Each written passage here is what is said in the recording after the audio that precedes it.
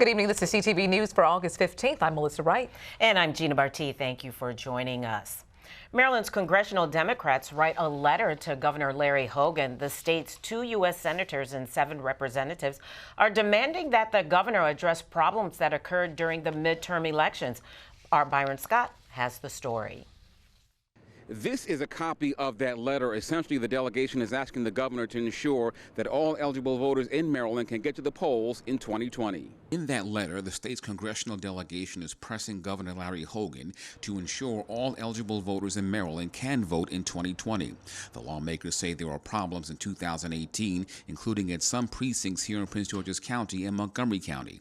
In Prince George's, some locations ran out of ballots, resulting in some voters waiting in long lines for more than 2 hours. Knew that the voter turnout in 2018 was going to be historically high.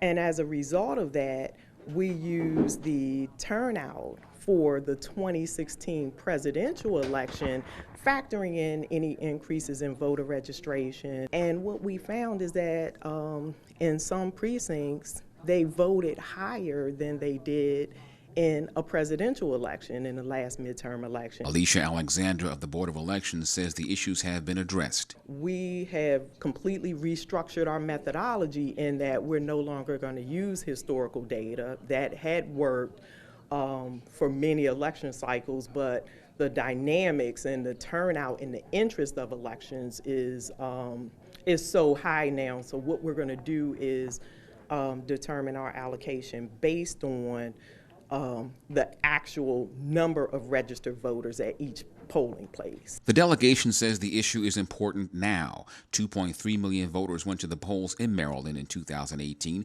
That's 54% of those eligible. Typically, voter turnout in a presidential year tends to be higher. And with 4 million active voters in the state, 600,000 here in Prince George's, they want to make sure there are no issues moving forward. In 2020, the voters in Prince George's County can rest assured that there will be enough ballots to accommodate everyone who walks in the polling place. While it appears action has been taken here in Prince George's County, the delegation is asking the governor for a briefing to determine what's been done statewide. In Largo, Byron Scott, CTV News. After numerous motorcycle deaths in the past 2 weeks, Maryland State Police are reminding drivers and motorcyclists to be alert. CTV's Keisha Budd is standing by with more on the story. Maryland State Police say they have responded to 6 fatal motorcycle crashes in the past 2 weeks. One of those incidents happened right here on Central Avenue at Watkins Park Drive, involving a 26-year-old motorcyclist. With these startling numbers, state police are urging drivers to be careful while they're out on the roads. Fortunately, it's that time of year. It's summertime. You got more people out driving motorcycles. On average, each year there are 70 motorcycle fatalities and more than 1,000 injuries. Fortunately, we've had just a lot in a short amount of time. Ron Snyder with Maryland State Police wants motorcyclists to keep the following tips in mind. First thing is that make sure that you are properly trained and licensed. A lot of this overlaps with cars. Don't drive aggressively. Follow the speed limits. And just take those precautions, especially if you're out there and it starts raining. Give yourself an extra space between cars. And Snyder's most important piece of advice is to wear a helmet. Put the helmet on. Again, if you hit the ground on concrete at a high rate of speed or into another vehicle, your chances of survival are increasing. He also has several tips for drivers. Oftentimes motorcyclists will ride in groups. Be careful of the distance you have there. Offer right of way as well, just like you would for the vehicle. And again, a lot of it is just don't drive distracted. Keep an eye on your surroundings. Police want everyone to be cautious. Get to where you need to go, but get there safely. Snyder's most important tip is for all drivers to be aware of their surroundings. In Mitchellville, Keisha Budd, CTV News. Visit mdsp.maryland.gov for more safety tips. We now have an update on that fatal collision yesterday morning in Chillum. Officials have identified the victim as 55-year-old Sharon Henry of District Heights. Officials are still working to determine what led up to the actual crash. For anyone with information, please contact Crime Solvers at 1-866-411-TIPS.